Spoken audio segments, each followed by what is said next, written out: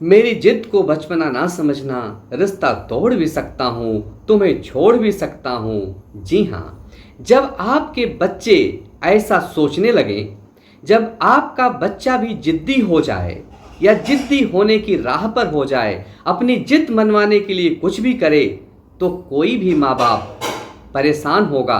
आप समझ सकते हैं कितना परेशान होगा।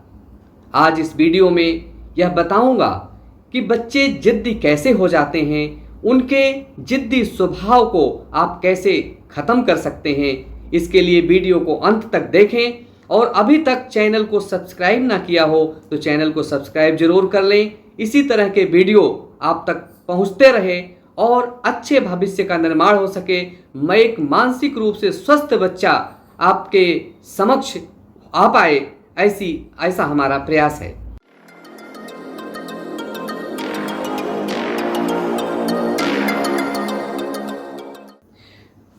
बच्चे के सभी डिमांड को पूरा करना पहली वजह है।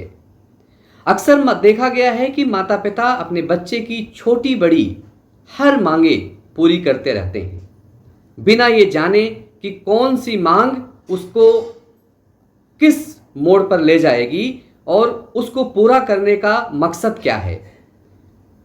इस समय माँ बाप ये समझते हैं कि हम अगर बच्चे की मांग को पूरी नहीं करेंगे तो हमारा बच्चा दुखी होगा, रोएगा, जिद करेगा। इसके डर से और अपने प्रेम भाव के नाते उनकी सारी डिमांड को पूरी करते हैं। यही बच्चा जैसे जैसे बड़े होते हैं और तो डिमांड को पूरा कराना अपना अधिकार समझने लगते हैं, अपना राइट समझने लगते हैं। धीरे धीरे जब बच्चे थोड़ा सा बड़े होते हैं तो उन्हें जब आप समझाते हैं कि अब ऐसा नहीं करना है, तब उनका स्वभाव जिद में बदल चुका होता है और उस समय आप कुछ नहीं कर पाते हैं और बच्चे उस चीज़ की डिमांड करते हैं। और जब आप डिमांड पूरी नहीं करते हैं, किसी भी स्तर की डिमांड को, जो प्रोहिबिटेड डिमांड्स हैं, उस डिमांड को भी पूरी करने की जिद करने लगते हैं और तब आप परेशानी में आ जाते हैं। दूसरा सबसे बड़ा कारण ये है कि माता पिता का अलग अलग विरोधाभासी डायरेक्शन देना, यानी कि माता द्वारा अलग तरीके का डायरेक्शन और पिता द्वारा अलग तरीके का डायरेक्शन। या कभी कभी ऐसा भी होता है कि माता या पिता में से दोनों कभी कुछ कहते हैं और कभी कुछ कहते हैं, यानी कि उनका कंट्रोवर्शियल जो डायरेक्शन होता है, कंट्रोवर्शियल सजेशन होता है, उसको लेकर बच्चा ऊहापोह में पड़ जाता है और उसे ये पता ही लगना बंद हो जाता है कि हम कौन सी बात माने।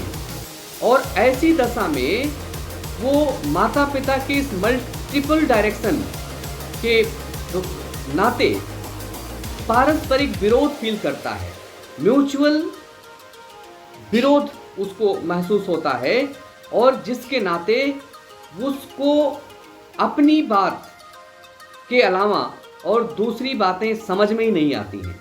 तो उसका जो दिमाग कहता है, यानी कि अपनी ही बात को सुप्रीम समझने लगता है। और जब अपनी बात को सुप्रीम समझेगा बच्चा, तो वहीं से बच्चे के मन में जिद जन्म ले लेती है और धीरे धीरे बढ़ने लगती है।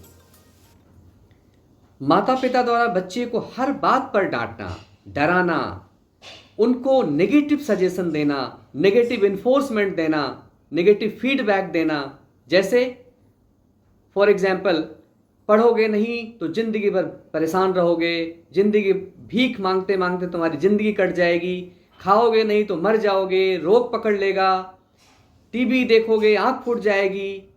इस तरह की नेगेटिविटी बच्चे के मन में जब आप भरते हैं, बार बार ऐसा कहते हैं, तो इसका परिणाम क्या होता है जानते हैं? बच्चा माता पिता को अथॉरिटी मानना ही बंद कर देता है। उसको लगता है कि हमें जब यही सुनना है हर बात में, तो हम इनको अथॉरिटी ही नहीं मानते हैं, क्योंकि उसे कुछ तो अच्छा सुनने का मन कहता है, वो कहाँ से सुनेगा। या ये कह सकते हैं आप कि माता पिता द्वारा बच्चे को इतना डराया जाता है, इतना डराया जाता है कि वो डर से डरना ही बंद कर देता है, उसके अंदर का डर ही निकल जाता है, जिसका परिणाम ये होता है कि बच्चे अपने मन के हो जाते हैं। बच्चे जब अपने मन के हो जाएंगे, अपने मन का करने लगेंगे, तो निश्चित रूप से उनके अंदर जिद पनपने लगती है और वो उनका स्वभाव जिद में बदल जाता है। अब इन जिद के कारणों में 3 कारण निकल के आते हैं। पहला है माता पिता द्वारा बच्चे की खुशी के लिए प्रेम बस सही गलत सारी डिमांड को पूरा करना। दूसरा, माता पिता द्वारा बच्चे को कंट्रोवर्शियल या मल्टीपल डायरेक्शन देना या सजेशन देना। और तीसरा, नेगेटिव रिइंफोर्समेंट देना, नेगेटिव सजेशन देना या बच्चे को डराना, भविष्य के लिए डराना। तो सवाल ये आता है कि ये जो 3 कारण से जिद होती है, जिद्दी हो जाते हैं बच्चे, स्वभाव में उनके जिद्दपन आ जाता है, उसको हम दूर कैसे करें, इस पर चर्चा करते हैं। बच्चों की जिद को खत्म करने के लिए सबसे बढ़िया उपाय है कि उनको मॉरल स्टोरीज सुनाइए, सदाचार की कहानियां सुनाइए। बच्चे को फोर्स करके, बच्चे को बलात् समझाने से अच्छा होता है कि उनसे कहो, उनसे बताओ कि देखिए, कहानियों के माध्यम से उनको समझाओ, इतिहास के आधार पर उनके अंदर मूल्यों को, वैल्यूज को विकसित करो। अपने आप उनके अंदर नैतिकता पनपेगी और जैसे जैसे नैतिकता का विकास होगा, उनके अंदर मॉरलिटी डेवलप होगी, वैसे वैसे उनकी जिद की आदत, उनकी जो जिद का स्वभाव है, धीरे धीरे भूल जाएगा। आपको पता भी नहीं चलेगा कि उसकी जिद कब चली गई। बच्चे को हमेशा पॉजिटिव रिइंफोर्समेंट दें, पॉजिटिव सजेशन दें, उनसे सकारात्मक बातें करें। जैसे एग्जाम्पल के लिए कि पढ़ोगे तो आगे बढ़ोगे, खाओगे पियोगे, अच्छा खाओगे तो स्वस्थ रहोगे, और स्वस्थ शरीर में स्वस्थ मस्तिष्क निवास करता है। टीवी उतना ही देखना चाहिए जितने से आंखों पर बुरा असर ना हो। आंख है तो जहान है।